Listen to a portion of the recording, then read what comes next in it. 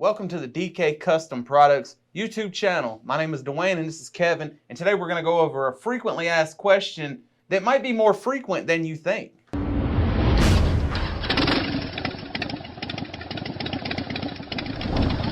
Like I said, it may be more frequent than you think because this is a subject that people fall on both sides of the fence, although most people agree with us. There's a lot of good reasons out there to want to cool your engine down on your Harley Davidson. One, it's going to make your engine last longer. It's going to improve your fuel economy. It's going to produce more horsepower. And most enjoyable of all, it's going to make the ride a lot more comfortable. But before we get into that subject matter, we'd appreciate if you guys would like, comment, and subscribe to our channel because that always helps us out. What we're going to talk about today is a comment that someone left on one of our YouTubes, but it's really representative of hundreds and hundreds of times we've been asked, why do we say that Harleys run too hot for their own good? I'm going to read this guy's comment, and that'll give us a jumping off point. And this is from Oliver. I'm surprised that there are those who are in denial about the adverse effects of excessive heat because it's by no means unique to motorcycle engines. Every internal combustion engine, whether air-cooled or water-cooled, performs better when it's cooler, within reason, of course.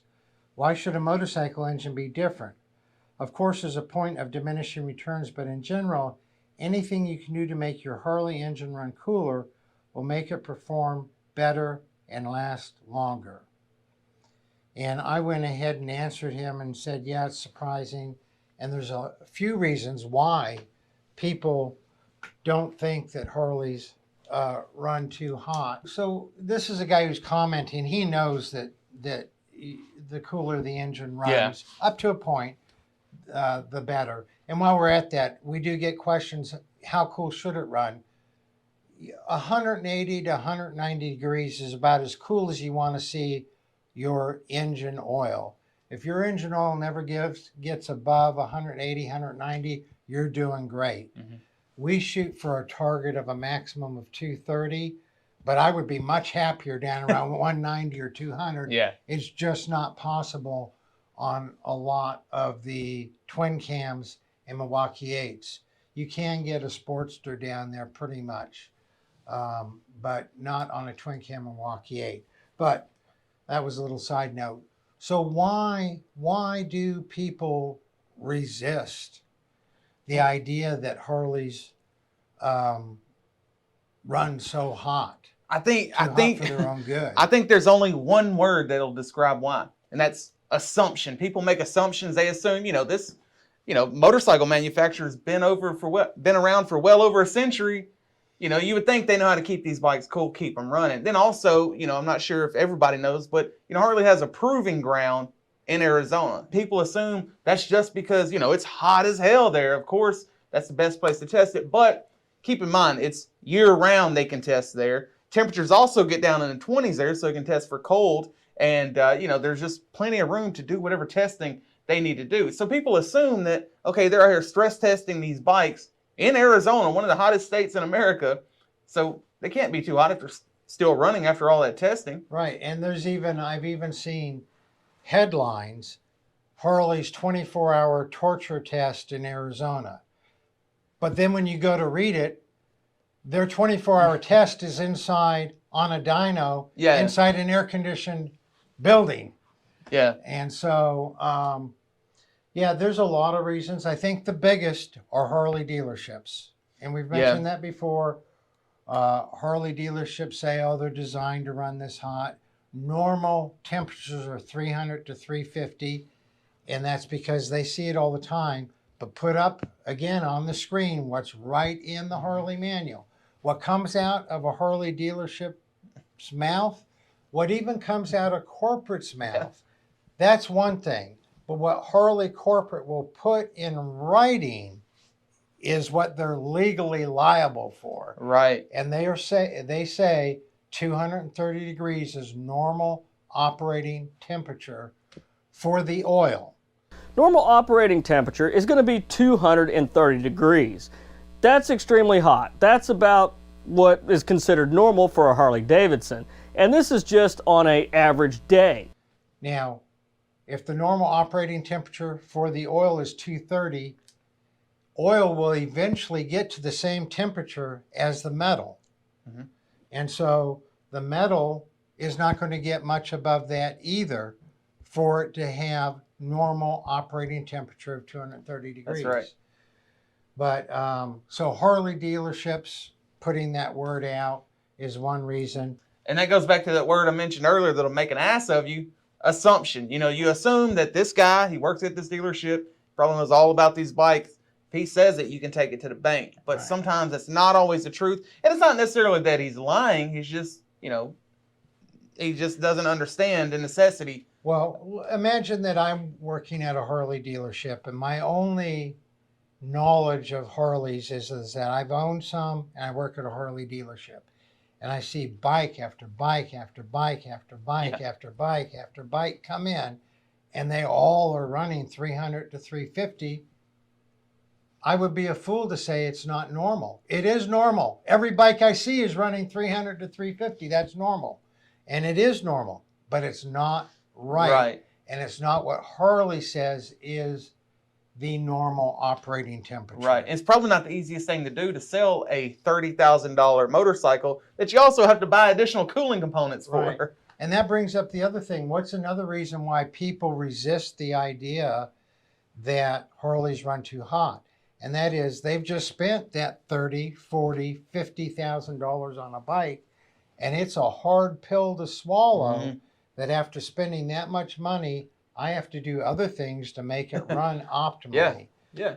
And I mean, it's just the way it is. When I buy a new bike, I factor in three main things. I factor in that the Harley warranty since 2017 is no good. Right. The Harley warranty is no good. I know I'm going to have to buy an aftermarket warranty on a bike because I put on a lot of miles.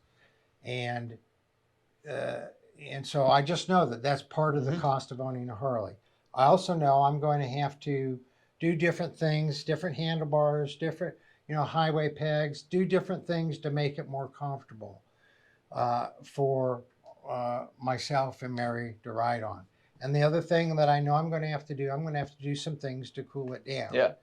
So then, someone may be asking themselves, well, why do they do all this testing heat if they're just going to let the bikes run away with the heat issues anyway? Well, it's simple when you think of it like this. They're seeing how hot the bikes can be and still run. That's the thing about a Harley. They can run hot and they can run terrible for a long time, but they will still run. Right. Perfect example is my 2011 Tri-Glide that got too hot in stock form, and they had to replace give a whole new top end to that engine because of the heat damage to it.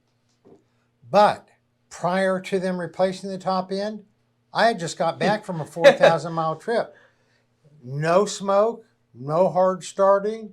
It ran down the road fine. It just didn't have as much power as it had before the heat damage. But I could still cruise down the road at 80 miles an hour. I think the other thing to realize is that Harley is a publicly traded company. They are in business to make money. They know that their average rider rides 3,000 miles a year. Their warranty is for 2 years. So the vast majority of their bikes are not even going to see any significant heat damage in those 2 years. Right. It's 2 years, 6,000 miles. Not all of those miles were ridden in hot weather. They weren't necessarily ridden under a heavy load. And even if there is heat damage, the customer is not going to know it because the power degraded slowly over time. So why would they spend money to do something to solve a problem that's not a problem for the vast majority of Harley riders? My personal thoughts are that every Harley-Davidson motorcycle should come with an oil cooler. 3,000 miles a year, 2 years, 6,000 miles, there's not going to be any problem to solve. Right. They don't need to do anything different for the vast majority of riders. Then for the high mileage riders who do have a problem, there's only a percentage of them that are going to know they had a problem. If I didn't know on my 2011 Tri-Glide that I had suffered a serious power degradation, I'm not burning oil, no blue smoke's coming out the back of the bike, it's going down the road fine, but it was in such bad condition, it didn't even register a number on the leak down test. So if I hadn't known that, if I hadn't taken it in to have that leak down test done, the bike would have just kept running and everybody would have been happy. Yeah. There's no problem to solve. But for those of us who want to get as much power as we can, who don't want to have a catastrophic failure at 40,000 or 50,000 or 100,000 or 120,000 miles because of heat damage, then those are the people who are looking to cool the bike down to get it to run optimally. Also, to have less heat radiating out to the passenger and the rider. And we've done a whole entire video series, I think it's 16 plus videos of how and why to cool down your Milwaukee 8 and twin cam engine. We'll put a link to that right up here in the corner. And if you guys have any questions, comments, concerns, shoot us an email to support@dkcustomproducts.com or please leave us a comment below. Y'all ride safe out there.